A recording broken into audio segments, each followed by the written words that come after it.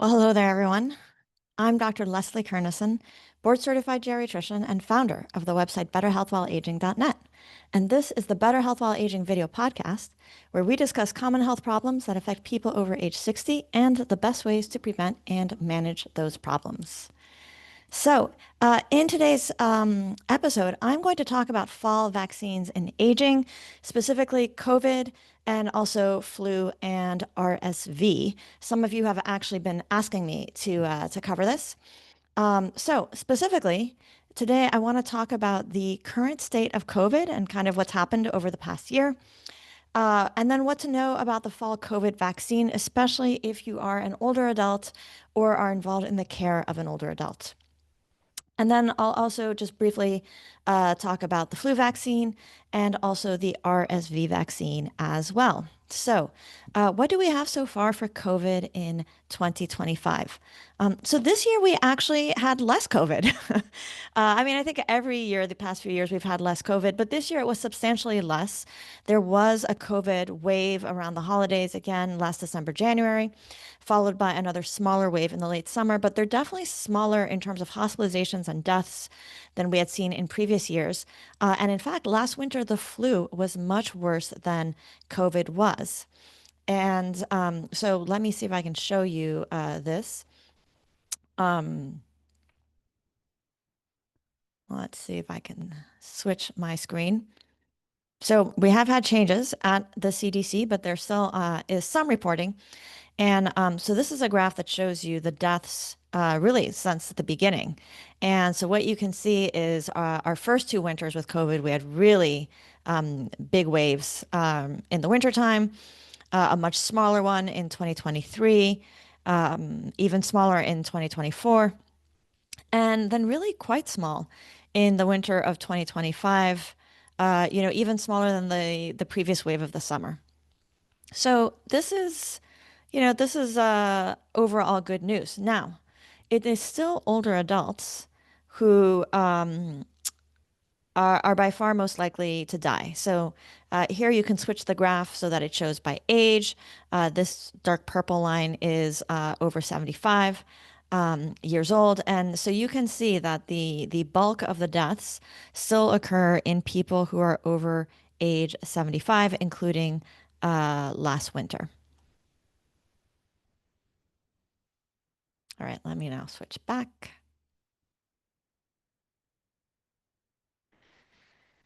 Okay. And so what we're seeing is that is if you actually look at wastewater levels during those surges, they actually still go up quite high. There are just fewer hospitalizations and deaths. And I think this speaks to the fact that, first of all, we lost a lot of frail and vulnerable people over the previous years before. But also lots of people now are still getting COVID about once a year. However, since they've already had COVID a few times before, many people have also chosen to be vaccinated. There's a fair amount of immunity. I still go to some events where they ask people to take COVID tests before coming. And when that happens, there are a certain number of people who feel totally fine who will test positive for COVID. There are other people who barely have sniffles who will test positive for COVID. So I think the moral of the story is there's still probably a fair amount of COVID that goes around. When it is going around in your community, it's just much less likely to send people to the hospital or die. But again, the ones who overwhelmingly are most likely to be hospitalized are older adults. Otherwise, the changes in 2025, the biggest changes really have happened at the level of administration, public health, and what the CDC is studying and reporting on. And to be honest, I have a master's in public health, and within the public health community, it generally has not felt good. There have been significant cuts and reorganizations to all federal agencies, but the CDC has been hit pretty significantly. As I'm sure you know, Robert F. Kennedy Jr. is now head of Health and Human Services, and he has a history of being skeptical of vaccines, for sure. The CDC leadership has been in disarray, at the time that I'm recording this. in early October. They don't have a permanent director. There's somebody in the acting director role. Somebody was appointed in the summer, but then was dismissed. And then vaccines are generally reviewed by, I mean, first they're approved by the FDA, but then they get approved by a special committee at the CDC called ACIP, Advisory Committee on Immunization Practices, which historically the people on the committee have been really sort of well-established experts in vaccines and immunology. And that whole group was replaced in June by RFK, by people who, honestly, there has been controversy around their qualifications and actions. So this is just to say this is a challenging and honestly, it feels like an unstable time for public health and vaccine policy. And there has been decreased reporting as well. And that's even before the government shutdown, which started at the beginning of this month. And at the time I'm recording this, is still ongoing. So, despite that, we are still going to have vaccines for the fall. They're just some of the availability and recommendations have shifted a bit, and I will talk about that. But first, why do we even have a fall vaccine season? So it used to be because there is more flu in the winter. Flu is very seasonal. And every year causes tens of thousands of deaths. In a bad year, significantly more. Will also cause lots of hospitalizations and lots of illnesses. And in fact, last year was quite a bad flu year. And so let me show you where you can see that. And I will be sharing links to these pages in the replay notes. So the CDC has changed the data that they share related to COVID, but they still have these respiratory viral illness pages, which are nice because they combine COVID, the flu, and RSV. And so what you can see is last winter, and this was the first time since COVID came on the scene that this happened, there were way more hospitalizations for flu than for COVID, and there were significantly more deaths actually in the wintertime. So COVID COVID seems to have had in the United States roughly two peaks every year, one in the wintertime usually after the winter holidays, and then another one sometime in the summer. This year we had it kind of late in the summer. It was really end of August, September that it happened. But flu activity goes up every winter, and that is really the genesis of the fall vaccine season. So it used to be flu, now we have flu, but also COVID, and then also RSV. So this is respiratory syncytial virus. I've talked about it in previous videos. I have a page about it on Better Health While Aging. This is a virus that when I went to medical school, they talked about how it was really dangerous for infants and very young children, but they also realized that it affects quite a number of adults. For many adults, it's just like a bad cold, but especially when it comes to older adults, it can make them quite sick and can hospitalize them as well. And as of the last few years, we do have a vaccine available for older adults. So the CDC does report on all three of these, and there are two. There's actually a different page, which, if you're curious, can be a good way to see what's going on. They have a respiratory virus activity level page. Now, this isn't currently getting updated because of the government shutdown, but so this was last reported on Friday, September 26th. Usually I think they try to update it every Friday. And they show these maps with the kind of, levels of illness, wastewater levels for the different viruses. So you can see here that we actually had, like high and very high levels in some parts of the country still at the end of September. This seems to still be coming down. We're kind of on the downslope from our summer.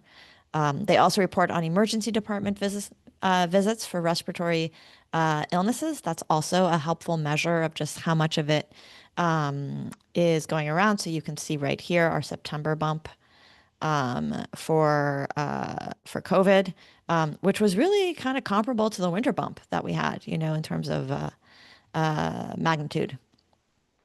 So this is another place where you can take a look throughout the winter to sort of see, are things revving up? Should I be a little bit more careful or not? Because as I will explain today, and as I usually say, vaccines are a great idea. And if you really want to avoid getting sick, it's also good to take a few other precautions as well. The fall vaccines. This fall, vaccines are currently available for COVID, for flu, and for RSV. And the main benefit for most people is going to be that it reduces your chance of being hospitalized this winter. Also, does reduce the chance of death. Now, if you're a healthy younger person, say like me, your chance already of being hospitalized or of dying from any of these viruses is so low that even if it gets reduced by vaccination, in absolute terms, it's not a lot of reduction. But especially as people get into their 70s and 80s, this does make a meaningful difference. But also, even if you're not at high risk of being hospitalized or dying, say someone like me, being vaccinated also reduces your chances of feeling miserably sick, of having to take time off work, of having to take time, being careful with your family. And I think that's a valuable benefit as well. But again, the older or frailer or more chronic illnesses you are, or if you are immune compromised for some reason, the more likely you are to benefit meaningfully from vaccination. So, what do we have available for 2025, 2026? So, things have been changed up, probably because some people who are somewhat skeptical of vaccines got put in leadership positions at the FDA, the CDC, Health and Human Services. So the FDA actually went and did some unusual things. This summer, they changed the license for the COVID vaccines and said, well, it's approved for 65 plus, but then if you're age 6 months to 64 years, you're supposed to have at least one condition putting you at high risk. Now, the list of conditions that puts you at high risk is actually quite long. One might even say generous. It includes not only conditions such as diabetes or cancer, but even being overweight qualifies as a high risk condition. Mental health conditions qualify. Pregnancy is also considered a high risk condition. So, what this means is that if you are under age 65, it's really not hard to qualify for getting the vaccine, on label. And then the CDC in September had a meeting to make review information and make their recommendations about the COVID vaccine. And they ended up saying that they recommend vaccination for everyone, but that it should be done under something called shared clinical decision making. This is not what they used to say, but now this is what they're saying. So what does this mean? Shared clinical decision making is this sort of idea that instead of having a blanket statement of, yes, we recommend this for everyone unless there are compelling reasons to not do it, or no, we don't recommend it for anyone unless there are compelling reasons to do it, they say, well, you should have a conversation with your clinician, meaning your doctor, or it could be a nurse practitioner, a physician's assistant, a pharmacist in many states, and you should kind of get informed about the pros and cons and then make a decision together. So that's supposed to be the idea. There was concern earlier this summer, were insurers going to continue to cover COVID vaccines, because often they make their insurance decisions based in part on what is recommended by the CDC. The good news is that my understanding is that they have all said they will continue to cover it as usual. However, in some states, a prescription may be required. And if you want to find out if that's required in your state, you can Google, find out, is a prescription required for COVID vaccine in my state? Or your local epidemiologist is a great online resource that I will link to, and they have some resources there to help people sort out whether their state has this requirement or not. Otherwise, what are the actual vaccines that we have available? So what's interesting is that this year the FDA actually approved a new vaccine for adults. So Moderna, so previously we had, as you may remember, we had two mRNA vaccines for COVID for adults, one made by Moderna, and one made by Pfizer. And then there's also the Novavax adjuvanted COVID vaccine, which doesn't have mRNA technology, instead uses something else to kind of rev up the immune system. This summer, the FDA approved a newer Moderna COVID vaccine, which is called mNexspike. So the original is called Spikevax, and the new one is called mNexspike. And they presented data on it to the CDC actually in April. And what their data showed was that this vaccine is designed to be more effective in older adults. And their data found that it was actually a little more effective in older adults. Now, what's the difference between the original Moderna COVID vaccine and the new one? The new one is more targeted. It creates a response from the immune system that is more targeted to a specific part of the COVID virus. And this means that, first of all, it can be effective with a smaller dose. So the dose is 10 micrograms instead of 50. And in the study, they found that people had less pain and swelling at their arm from this, although they had equal numbers of having a fever or systemic side effects afterwards.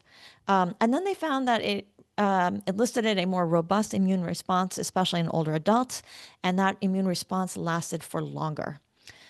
This is data presented by Moderna. So if we were to do it again, potentially by, ideally by researchers who didn't have any financial interest in the outcomes, would we find the same effects? Hopefully. But that is the new vaccine that is available. And then all three of the mRNA vaccines were updated for a newer variant of the COVID virus. This is still a subvariant of Omicron that we've had going on these past few years. The Novavax one, as far as I know, was not updated, but is still believed to be effective because the currently circulating COVID variants have not evolved that much. They're not that different from the ones that we had around a year ago. So some people have asked me, well, now that there's this new vaccine, which one should I get? We don't have real world data on how well the new vaccine works. Probably it works fine, and it might even work better. So I would say you can get either. You can go with the 50 microgram Spikevax, newly updated, especially if that has worked well for you before, or you can try the new one. If Pfizer is what's available for you, getting that is better than getting nothing, especially if you're an older adult. And then Novavax tends to be popular, especially with people who tend to get flu symptoms or feel sick or have had a reaction to mRNA vaccines. That would be the reason to get that one. And I should add that if you have had COVID recently, especially in the last 3 to 4 months, it's not clear that you get any benefit out of being vaccinated again right now. So keep that in mind as well. So if you had COVID during sort of this latest summer bump that we had, right, that was largely in September, not that long ago, you could certainly postpone getting vaccinated. And then you may be wondering, well, how well do the COVID vaccines work? The CDC did present information on this. So right now what they are monitoring is especially, they are making estimates of how effective it is against getting sick enough to be seen in the emergency department or urgent care and against hospitalizations. There's not really that much data on how much it just reduces catching COVID in the first time. And last year, what they found was that in older adults, and they did present data in older adults, and I'll post a link to that in the replay notes if you want to see it, it was 30% effective against being seen, roughly about 30% against being seen in the emergency department urgent care. And depending on how long ago you had been vaccinated, 30 to 50% against hospitalization.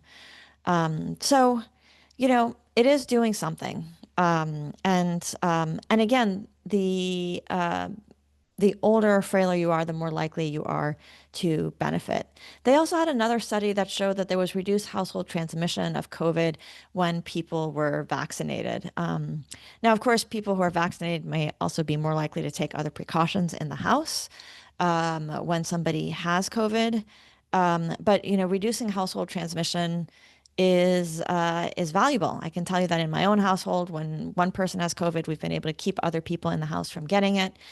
We use a combination of air filters, extra opened windows, masks, especially on the person who has COVID, or other people if they're near, and that has worked out for us. So, in general, when it comes to COVID vaccination, they are they going to keep you from actually catching COVID? Um, they probably do reduce your risk of actually catching COVID, especially in the first few months. But just by a bit, you can still be vaccinated, and especially if you get enough exposure, you can still get COVID, and the effect does wane. So I think especially if you're going to visit people who are older and frail during the holidays, it's worth getting vaccinated to kind of reduce the chance that you'll have. And also, even if you catch COVID, if you're less sick with it, you'll be emitting fewer particles and less likely to get vulnerable people around you sick. But really, probably the biggest benefit of these vaccines is that they reduce hospitalizations, especially within the first 6 months after you've had it. After that, it wanes a bit, and that is why we recommend yearly. Well, it's recommended to have yearly vaccination against COVID for older adults. More benefit for people who are older, frail, or higher risk, especially people in nursing homes or in residential facilities. So I would say don't count on an annual COVID vaccine to keep you from getting COVID or passing it on. But it's especially there to reduce hospitalizations or even death in people who are older and at risk, especially if they have not had COVID in the last 6 months. So, personally, I still strongly recommend the vaccine, unless you're one of those people who's had bad reactions to it. It's only a small number of people who have. I mean, some people definitely feel sick when they get the vaccine, but true adverse reactions happen, but are quite rare. So unless that's happened to you, for the vast majority of people who are age 65 plus, the likely benefit really outweighs the risk. And the older you are, the more important it is. And it's I especially recommend it. So again, people who are older, the older you are, the more I recommend it. And then if you have risk factors, especially heart or lung disease, COVID does seem to be similar to the flu, meaning if you already have heart failure or COPD, it can tip you into exacerbations. I think it's also worth getting if you have cancer, if you're immunocompromised, and then if you're somebody who comes in close contact with people who are quite old, frail, or at risk. If you work in a residential facility for older adults, or if you are caring for somebody who is in their 80s or 90s, or often visiting with them, I think it's worth considering vaccination in that case as well. But again, if you've recently had COVID, you can generally wait 4 to 6 months before being vaccinated again. CDC's line is it's okay to wait 3 months. And then when to get it. Now is fine. Getting vaccinated in late October, early November might provide a little more protection for the winter holidays, especially since the summer peak this year was late. My guess is that the winter wave, is not going to start early. It's more likely to start later, probably around New Year's, but we will see. So that's what I know about COVID vaccines. So what about the flu? Flu was really bad last year. It was actually the worst flu season in over 10 years, and it caused more hospitalizations and deaths than COVID. That's just the way it went. Um, so getting a flu vaccine every year, because the flu does mutate every year, does reduce your chances of getting sick from the flu, your chances of getting hospitalized or dying, especially again if you're older, frailer, or at risk, and your chances of transmitting flu to a vulnerable older person. Um, the information for this year is the same as I've presented in previous years, and I have an article on better health while aging if you want to learn more about this. But basically, because as people get older, their immune systems need more stimulus to respond to a vaccine. And so studies have shown that aging immune systems benefit from, quote, stronger vaccines. And those right now, there are three that are specifically recommended for older adults. Those are Fluzone high dose, Fluad, which contains an adjuvant, and then Flublok because it's a recombinant type of flu vaccine, and that has shown to sort of be more effective in stimulating the immune system than other types of flu vaccine. So if you're going to get vaccinated for the flu, I recommend one of those three. And flu is probably going to start picking up soon. So, now is a pretty good time. You can get your flu vaccine at the same time as your COVID vaccine. And then RSV vaccines. These only became available in the last few years. As of last year, there are three vaccines that are available for older adults. They also have something now for infants or potentially pregnant women. That's different. But for older adults, these are your three options. Um, and the important thing to know is that this is not a yearly vaccine. Um, Right now, you only need to get it once.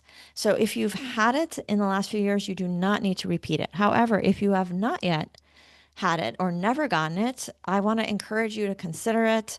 Having RSV is often a miserable experience for older adults. I know older people who've had it the past few years. And why put yourself through that? Can even be risky if you're much older or frailer.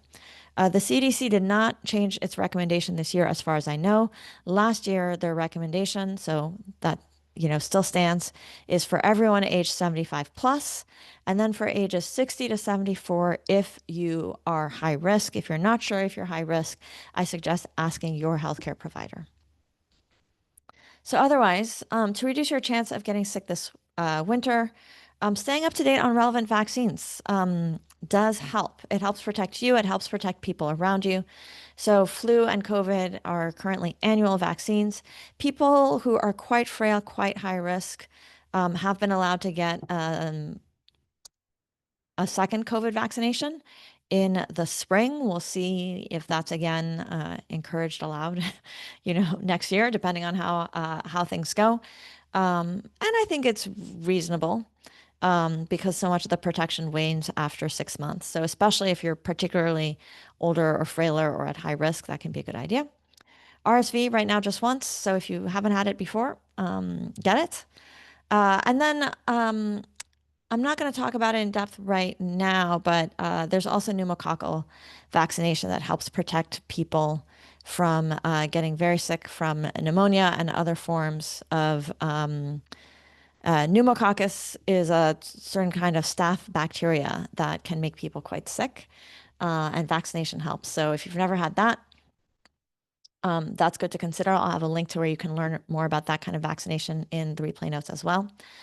And then I think it's a good idea to sort of keep an eye on whether there's a lot of flu or COVID or RSV going on around you. And if there is, use other precautions. You can check the respiratory illness data channel to follow virus levels for COVID, flu, and RSV. And then COVID and flu are mostly airborne. So especially when wastewater levels go up, I recommend you test if you have any symptoms, and then isolate or mask if you're positive until rapid tests have been negative. And then consider taking your steps to reduce your exposure to what others are inhaling, especially if they're coughing or otherwise feeling sick. So you want to ventilate indoor spaces, consider wearing a good mask in a crowded indoor area. A good mask, in my mind, is a KN95 or an N95. A surgical cloth thing really doesn't provide a lot of protection. If the weather permits it, socializing outside. And, take special care around nursing homes where people tend to be very frail, or people who are older or immune compromised or dealing with significant health conditions. So, in short, COVID did cause fewer hospitalizations and deaths in 2025 than in previous years, but it still remains a condition that can be a very significant illness, especially for people who are frail, very old, or have significant chronic diseases. So, in this way, it's become similar to the flu, and every now and then can really knock out somebody who's relatively healthy before as well. We're still learning. I think that, they're still kind of trying to study now what can be the other systemic effects, given that most people walking around have already been exposed to COVID several times, either through having COVID or vaccination. So I think it's reasonable to think of COVID as similar to the flu um, uh, right now. And they're both conditions that can be very serious, especially in people who are older and frailer. And then RSV causes fewer illnesses, but is still significant and worth vaccinating for at least once. So I hope you'll consider COVID and flu vaccination this fall. It's especially important if you are over age 65, and you can defer it for a few months after having COVID. I will add also that in many European countries, they are still recommending and strongly encouraging COVID vaccination for their older adult population. And then, many of those countries do not particularly recommend it for adults who are younger unless they have risk factors. So that's kind of what it looks like in other countries where the vaccine question is maybe less politicized than here. And so I think that's useful to keep in mind as well. So with that, thank you very much for watching this COVID and fall vaccine updates. So be well and take care.